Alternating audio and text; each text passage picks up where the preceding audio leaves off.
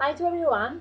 I'm sorry if the first video was interrupted in a very bad way, but it was my first video on YouTube. I didn't know that it was so short, so I had to cut the final part. Otherwise, it wasn't possible to publish it. Um, Sorry, in this video, I'd like to continue our basic lesson on the verb to be, that as in English, in Italian is irregular, and with some sentences that are really important to introduce ourselves and to have a basic conversation with someone else. So, for what it regards verb to be, we have the first person that, as we already know from the last video, is io, that is I, and the verb is sono. In this way, sorry, io sono. Okay. Um, then we have you are, that is in Italian tu sei. In this way. Okay. Then there is the third person, that is egli, or ella, or esso for object or animal. And in this third person, we also add lei, that is a kind of person that, as we know, is referred to um, a formal way, so towards a teacher or someone else that is older than us. And the verb in this case is è, so egli è. It's important that this è, so not e, is with an accent. It's really important because without accent, in Italian is just a conjunction, so just and. Pay attention, so put every time the accent, otherwise it's really wrong and grammatic, so it's really important to stress it. Then we have noi siamo, that is we are, so noi siamo. Then we have you in a plural way, voi siete, so voi siete is you are, and at the end we have essi sono, that is they are. So sorry. Okay. So basically, for what they regard this kind of verb and also the verb to have that are both irregular, we don't have a kind of I don't know, a technique like in English to put, for example, the s in the third person, and so we have the conjunction of the verb that is easy. Every regular verb, of course, is difficult to learn. So it's just about memorization, sorry, and not something else. But don't worry, because it's easy. Just first time, just repeat more time that this kind of of verb, and to repeat also other kind of verbs, and they are easy once we have memorized them.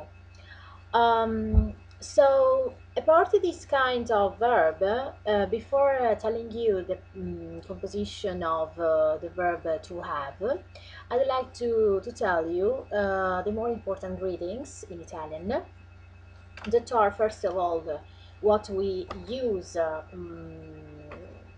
is the most popular in Italian, that is ciao. Is what we can say that is in English hi or hello. The characteristic is also that the function of ciao is also of bye. So we use ciao both when we greet somebody or and also when we leave somebody. So both the senses, sorry. Then another that is really famous, I think that is Also the most famous among the foreign people is buongiorno. That literal means have a good morning. So buongiorno literal means good morning. Sorry, it's much easier that have a good morning, because buon, sorry, buon is just good, and giorno is day. So actually, this kind of sentence has a meaning, two meanings. If we divide it, it exists just giorno, or it exists just buon.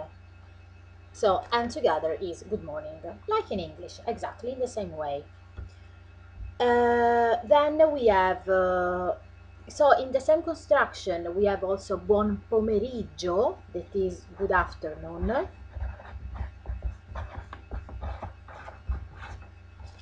Exactly the same way. So buon is the same, pomeriggio is afternoon. And exactly the same way we have buonasera. Sera is evening. As maybe you know, in Italian we have the difference between masculine and feminine. It's not like in English that everything is neutral. So sera is feminine. For this is not buon, but buona. So buona sera is good evening. And to finish the greetings, I say also another really well known, that is arrivederci. Arrivederci. I repeat, arrivederci. That is bye, we can say. And this kind of greeting we don't use with friends, so it's kind of more formal greetings, we can say. Um, and so they are the basic greetings that you can use in Italy. And of course, ciao is the most used, because I think that if you come in Italy, you will want to meet other young friends and young people of your age, and so ciao is more colloquial, more formal, more friendly than the others. But just to know the others, if you enter in a bar, of course, you have to say buongiorno when you enter, and before leaving the bar, you have to say arrivederci. With a friend, of course, ciao is enough, is good. Okay, I finished also this video, and for the next one I'm going to explain other kind of sentences that we can use when we introduce as, like in a very short and basic dialogue. And I'm going to explain you also the verb to have. So I hope that you like this kind of videos with this kind of lessons, and thank you everyone. Bye.